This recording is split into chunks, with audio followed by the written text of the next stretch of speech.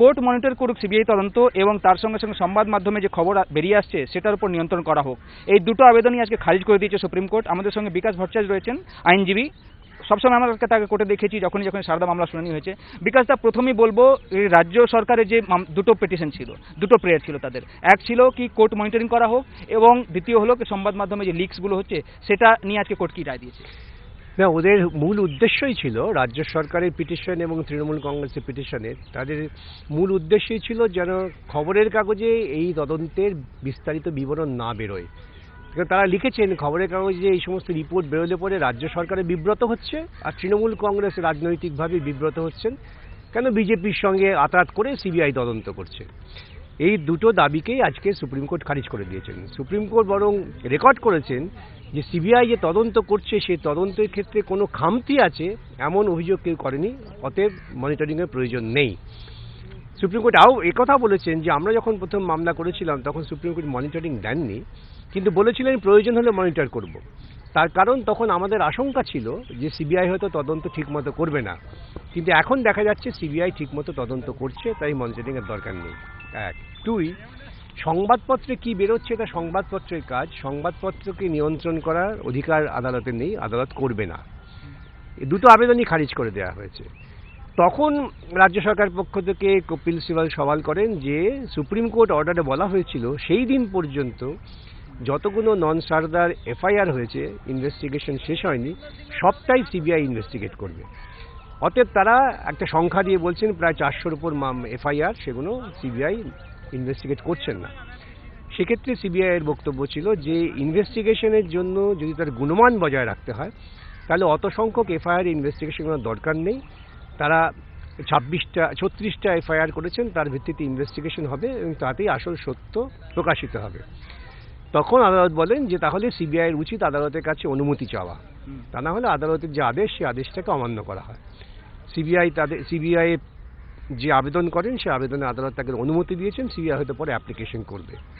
কিন্তু মূল যে তদন্ত সারদা এবং নন সারদা চিটফান্ডের, যার উদ্দেশ্য হচ্ছে কোথায় টাকা গেছে খুঁজে বার করা এবং লার্জার কনস্পিরেসি, এই দুটো তদন্তের ক্ষেত্রে সিবিআই নির্দিষ্টভাবেই ধীরে ধীরে এগোচ্ছেন। রাজ্য সরকারের থেকে চাওয়া হয়েছিল তুমি সময় নির্দিষ্ট করে দাও, আদালত সেটা দেননি, বলছেন এত বড় তদন্তে সময় নির্দিষ্ট করা যায় না। এটাই হচ্ছে মূল ওদের দুটো আবেদনের পরিণতি। আমরা যে কন্টেম্পটের আবেদন করেছিলাম মুখ্যমন্ত্রী এবং আইনমন্ত্রী ইত্যাদি ইত্যাদি এদের বিরুদ্ধে, সেক্ষেত্রে সুপ্রিম কোর্ট বলেছেন যে তোমরা যে অভিযোগ করছো যে সিবিআইয়ের কাজে বাধা দেওয়া হচ্ছে, সেই অভিযোগটা সিবিআইকে করতে হবে, কেন তারা বাধাপ্রাপ্ত হচ্ছেন কি হচ্ছেন না এটা তারাই বলতে পারবেন। তোমরা আবেদনকারীরা এটা বললে এটা আমরা শুনবো না। শুধু সিবিআই যদি মনে করে তাদের কাজে বাধা হচ্ছে তবে তারা আসবেন। প্রসঙ্গত তখন ওদের কৌশলী বলেন যে হ্যাঁ, আমাদের যখন কোর্টে আমরা মন্ত্রী অ্যারেস্ট হওয়ার পর তাকে হাজির করাতে যাই তখন আমাদের ভয় দেখানো হয়েছে রীতিমতো। তো আদালত বলছেন তোমরা দরখাস্ত করো, তাদের দরখাস্তের উপরে শুনবেন। সেই পরিপ্রেক্ষিতে আমাদের কন্টেম্প পিটিশনটাকেও আদালত গ্রাহ্য করেন না। বিকাশ আরেকটা কথা, যে রাজ্য সরকারের পিটিশন কেন এন্টারটেইন করা হবে এই যুক্তিগুলো কোর্টের তরফ থেকে বলা হচ্ছিল, যেহেতু তারা ওটাতে কোর্ট কি বললো? হ্যাঁ, কোর্ট বলছে রাজ্য সরকার কি ক্ষতিগ্রস্ত হচ্ছে, রাজ্য সরকারের কি ভূমিকা, তারা তো ক্ষতিগ্রস্ত হচ্ছে না। তখন আমরা বললাম রাজ্য সরকার অ্যাকিউজ নয়, টিএমসি অ্যাকিউজ নয়, তাদের আবেদন শুনবে কেন?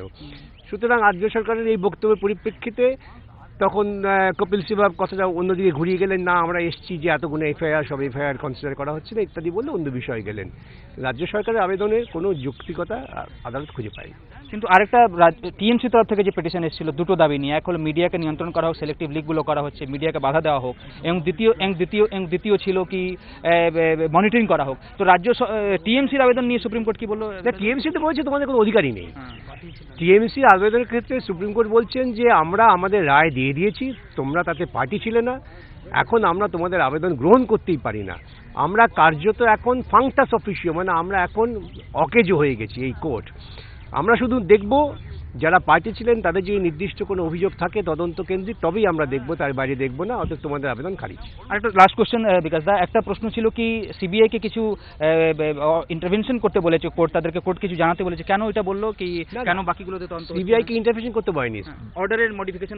না, সেটা হচ্ছে যে কপিল সিবাল তখন সরকারের পক্ষ থেকে বললেন যে 9ই মে যে অর্ডার দিয়েছিলেন সুপ্রিম কোর্ট, তাতে বলা হয়েছিল সেই দিন পর্যন্ত যত এফআইআর হয়েছে, যাদের ইনভেস্টিগেশন বাকি আছে, সবটাই সিবিআই ইনভেস্টিগেশন করবে। সেই রকম কেসের সংখ্যা প্রায় 700। তাতে সিবিআইয়ের কৌশলী বললেন যে অতগুলো এফআইআরকে যদি ইনভেস্টিগেশন করতে যাওয়া হয় তাহলে ইনভেস্টিগেশনের যে কোয়ালিটি গুণমান এটা নষ্ট হয়, সেই জন্যই তারা কিছু সিলেক্টিভ এফআইআর নিয়ে ইনভেস্টিগেশন করছেন, আর বাদবাকি কোনো করার দরকার নেই। তখন আদালত বললেন তাহলে তোমাদের উচিত আমাদের কাছে আবেদন করা, কেন আমাদের অর্ডারে আমরা বলেছিলাম তোমরা যদি আজকে বলো তাতে কোয়ালিটি নষ্ট হবে, তাহলে আমাদের কাছে এসো, আমরা সেটাকে আদেশটাকে পরিবর্তন করে দেবো যাতে তদন্ত ঠিক মতো হয়, এটাকে নিশ্চিত করার জন্য। স্পষ্ট করলেন বিকাশ ভট্টাচার্য কি আজকে কোর্টের রায় কি ছিল এবং অবশ্যই কি কি পিটিশন ছিল এবং কি আজকে কোর্ট বলেছে সেটাও স্পষ্টভাবে জানালেন আইনজীবী বিকাশ ভট্টাচার্য। বিজেন্দ্র সিং, এপি আনন্দ, নয়াদিল্লি।